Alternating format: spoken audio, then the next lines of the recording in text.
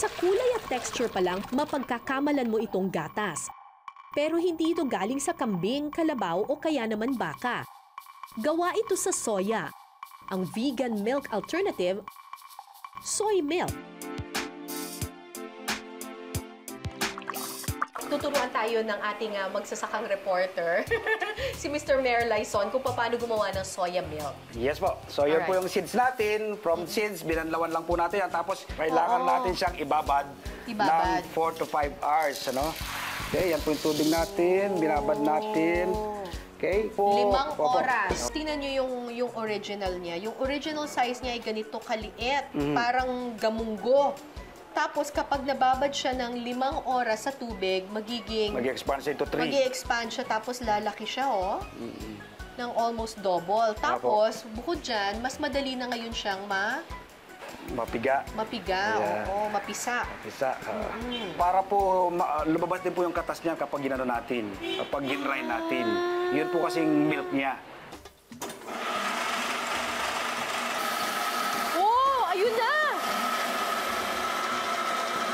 Hindi pala siya talagang milk na milk kaagad, ano? Parang hindi pa siya pinong-pino. Apo. Parang may buo-buo pa siya, no? Buo-buo pa po siya.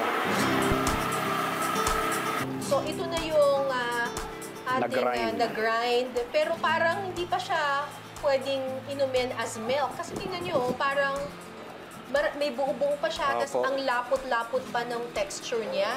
So, ang gagawin natin ngayon, sasalain po natin ang sapal niya para po mag-separate yung milk into sapal. So, dito po natin siya lalagay. Ang dami pa niyang mga buo-buo. Okay. So, ilalagay po dito sa katsa. Katsa, opo. Parang amoy taho siya. Opo.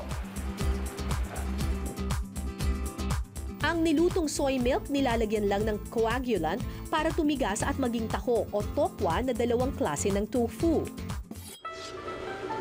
Pero iisa man ang kanilang pinagmulan kumpara sa taho at tokwa, kailan lang daw natuklasan ng soy milk bilang inumin. Katunayan sa librong inilabas ng Soy Info Center na isang international book publisher, madalas maisama sa tala ng mga mangangalakal na Tsino noon pa man ang tofu. Pero ang soy milk, mid-1900s lang daw ng kanilang banggitin. Yung nandun sa may ilalim, parang gatas na siya eh. Opo. So, itatali. Opo. Kailangan mahigpit. Kailangan po mahigpit siya. Para po pag nilagay doon sa spinner. Ilalagay sa spinner. Kung wala kayong spinner, dati nung wala akong spinner, pinipiga po talaga to. Yan, ganyan. Ganyan. Okay. So, ilalagay natin ito dyan. Spinner. Sa spinner. Yun. Yun na. Yan. Ay, parang washing machine talaga. Opo. May spinner talaga. May spinner siya. Okay. May spinner siya. Yung pong milk na yung lumalabas niya, yan po yung lulutuin natin mamaya. Lulutuin. Ako. Ito pong sapal. Ito po yung sapal. Yes po. Oo. Na-separate na natin yung milk. Ayun po yung milk niya. Sapal niya. Tatapon na po ito. Hindi po. Pwede po natin gawing byproduct din to. Pwede po natin gumawa dito ng soy burger, soy okoy, soy longganisa. Yan, pwede po yan. Kung ayaw nyo naman pong gumawa ng byproduct, pwede nyo pong ito pampakain sa hayop, sa baboy. Ganyan pala yun. Opo. So, na-separate na po yung kanyang sapal. Meron pa po kasing katas ito, hindi naman natin nakuha todo-todo. So, makikita nyo po. Number 1 pong sangkap ng mga feeds is soy. Ganun po wala siyang tapon. Ayon sa datos ng Philippine Center for Post-Harvest Development and Mechanization of PhilMec, 90% ng soybeans na ginagamit natin ay imported. Bukod kasi sa tofu, gawa rin sa soybeans ang toyo na madalas nating gamitin sa pagluluto. Pero higit dito, ang commercial feeds na pinapakain natin sa mga alagang hayop gaya ng baboy, manok at baka, ginagamitan din ng soybean. Healthy yan, hindi lang sa tao, pati sa animals. Okay? Even sa foreign countries, nung years kong pagtitira sa Spain, ang pinapakain nila sa mga, yung sa mga baboy, soya. Kapag nasala na ang soy milk, iluluto ito ng 40 minutes.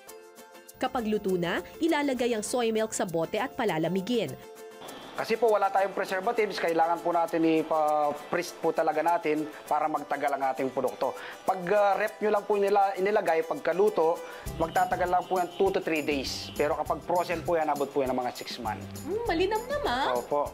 Oo. Sa mga may lactose intolerance, tama-tama ito sa'yo, ma'am. Pero ang soy milk hindi na lang healthy drink. Ginagamit na rin itong sangkap ni Namer sa paggawa ng dessert, tulad ng soy ice candy. Yan po yung mga unang product namin, soya milk, soy ice candy. Tapos po nagkape tayo. Hindi mo akalain na ano?